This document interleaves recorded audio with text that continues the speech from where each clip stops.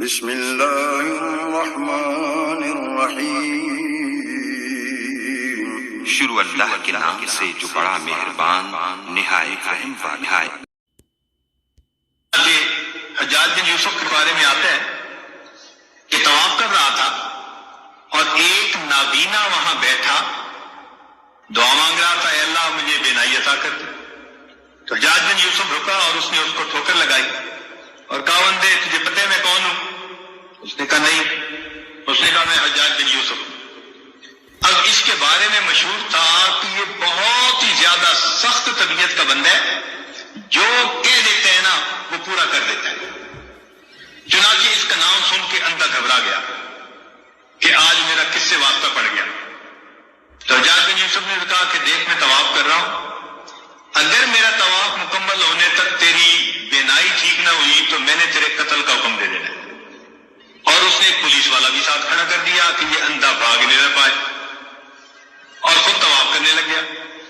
اب تو جی اندھے کا حال عجیب، آنسو بھی گر رہے ہیں اور کانپ بھی رہا ہے اور دعا مانگ رہے ہیں، اللہ پہلے تو بینائی کا سوال تھا، اب تو میری زندگی کا سوال۔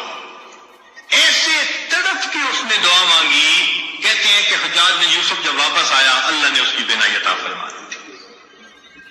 تو حجاج بن یوسف نے اسے کہا کہ جیسے تم پہلے بیٹھے دعا مانگ رہے تھے نا، ساری عمر بیت اللہ کے سامنے اس طرح بیٹھ کے دعا مانگتے، تمہاری دعا قبول نہیں ہو سکتی تھی، کیونکہ یہ زبان سے نکل رہی تھی، دل سے نہیں نکل رہی تھی۔ اب جب تمہیں اپنی جان کا خوف ہوا، اب تڑپ کے دل سے دعا مانگی، اور دل سے جو بات نکلتی ہے اثر رکھتی ہے، پر نہیں طاقت پرواز مگر رکھتی ہے۔ تو اس لیے دعا ہمیشہ انسان ایسے مانگے کہ تڑپ کے مانگے، دل سے دعا نکلے، پھر دیکھیں اس کے بعد اللہ رب العزت کی طرف سے کیسے رحمتیں ہوتی ہیں۔ ایک بات ذہن میں رکھنا کہ جو شرفاء ہوتی ہیں نا، سخی لوگ ہوتے ہیں، ان سے اگر کوئی تھوڑا بھی مانگے نا تو وہ اپنے مقام کے مناسب زیادہ دیتے ہیں۔ مثلا اگر کوئی مجھ سے سوال کرے تو ہو سکتا ہے میں اس کو 10 روپے دے دوں، کسی امیر سے سوال کرے وہ 1000 روپے دے دے، کسی وزیر سے بات کرے وہ 10,000 دے دے، ملک کے صدر سے جا کر مانگے تو وہ 1,00,000 روپیہ دے دے، اور اگر سعودی عرب کے بادشاہ سے مانگے تو وہ ملین میں دے دے گا، اس لیے کہ اس کا دین اتنی بڑی۔ تو دنیا کا ہر بندہ اپنی شان کے مطابق دیتا ہے، یہ ذہن میں یاد رکھ لیجئے۔ اللہ تعالیٰ جب قبول فرماتے ہیں تو بندے کو اپنی شان کے مطابق عطا فرما دیتے ہیں، وہ اتنے کریم پروردگار ہیں۔ چنانچہ بندے کے یعنی مانگنے والے کا دامن چھوٹا اور دینے والے کی دین بڑی ہوتی ہے۔ جس نے بھی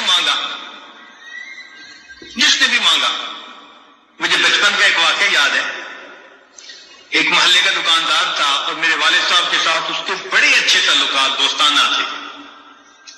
جب کبھی اس دکاندار سے میں کوئی چیز سودا لینے جاتا تو وہ سودا بھی تول دیتا، اور جب وزن پورا ہو جاتا تو کچھ اوپر بھی ڈال دیتا۔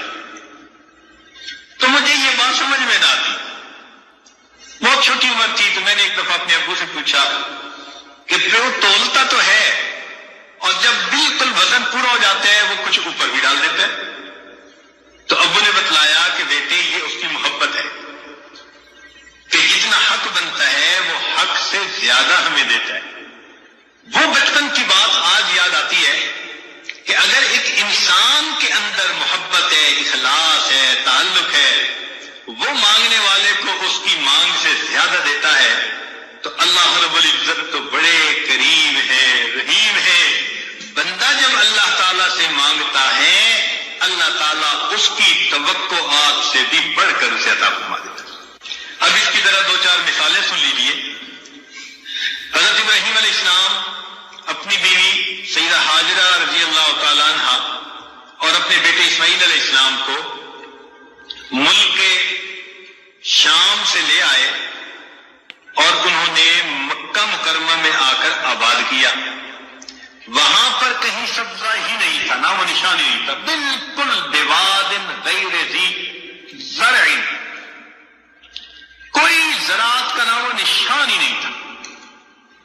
جب انہوں نے ان کو وہاں بسایا تو دعا مانگی کہ اے اللہ وارزقہم من الثمرات، ان کو کھانے کے لیے پھل عطا کر دیجئے۔ ہم جیسا کوئی ہوتا تو کھانے کے لیے روٹی پانی مانگتا، مگر انبیاء کی شان بلند ہوتی ہے، فراست بڑی ہوتی ہے، انہوں نے اللہ تعالیٰ سے کھانے کو پھل مانگے۔ اب دیکھیے کہ اللہ تعالیٰ نے ان کی دعا کی قبولیت کا جہاں تذکرہ کیا تو وہاں ارشاد فرمایا یجبا الیہ ثمرات کل شیء، اے میرے پیارے ابراہیم، ہم اس جگہ ہر چیز کے پھل پہنچائیں گے۔ حالانکہ ثمرات الاشجار کہہ دیتے تو بھی بات ٹھیک تھی کہ درختوں کے پھل، اور مانگنے والے کی نیت تو درختوں کے ہی پھل تھی نا، مگر جب دینے والے نے دینے کا اعلان کیا تو ثمرات الاشجار نہیں کہا، ثمرات کل شیء، ہر چیز کا ثمر پہنچے گا۔ چنانچہ آج آپ دیکھیں کہ کھیتیوں کا ثمر سبزیاں ہیں، درختوں کا ثمر ان کے پھل ہیں، ملوں کا ثمر ان کا پروڈکٹ ہے، کسی کا ثمر کپڑا، کسی کا ثمر چینی، کسی کا ثمر پلاسٹک کی چیزیں۔ تو پوری دنیا میں جو ثمر بھی کہیں سے نکل رہا ہے اللہ تعالیٰ اس کو اس مکہ مکرمہ کے دیش میں پہنچا رہے ہیں۔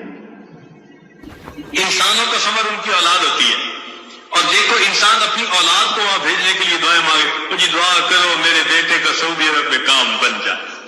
ہم اپنے دل کے ثمر کو بھی وہاں بھیجنے کے لیے تیار۔ تو دیکھیے انہوں نے تو درختوں کے پھل مانگے، اللہ نے ہر چیز کا پھل اس جگہ پر پہنچا دی۔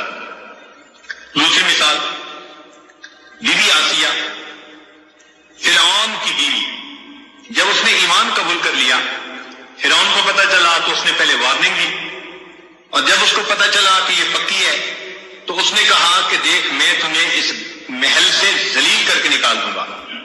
چنانچہ کتابوں میں تفصیل لکھی ہے، اس نے اس کو بہت سخت سزائیں بھی دی اور بہت ہی بے عزت اور ذلیل کر کے گھر سے نکالا۔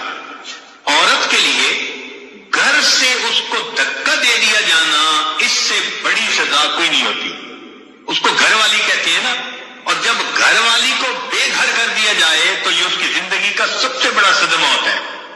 چنانچہ اس ملکہ وقت کو اس نے اپنے محل سے ذلیل و رسوا کر کے نکال دیا۔ جب اس نے نکالا تو بی بی آسیہ نے اللہ سے دعا مانگی، رب ابن لی عندک بیتا فی الجنہ، اے اللہ مجھے اپنے قرب میں جنت کا گھر عطا کر دیجیے کہ اس جو ہے ظالم نے مجھے دنیا میں تو گھر سے نکال دیا، اے اللہ اس گھر کے بدلے میں جنت میں آپ کے قرب کا گھر چاہتی ہوں۔ اللہ تعالیٰ کو یہ دعا اتنی پسند آئی کہ قرآن مجید میں اس کا تذکرہ کیا۔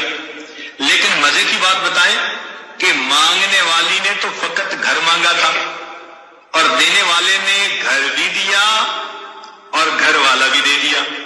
چنانچہ روح المعانی تفسیر میں لکھی ہے کہ جب خدیجہ کبریٰ لانا کی وفات ہونے لگی تو نبی علیہ السلام نے فرمایا کہ خدیجہ جب جنت میں جانا تو میری بیویوں کو سلام کہنا۔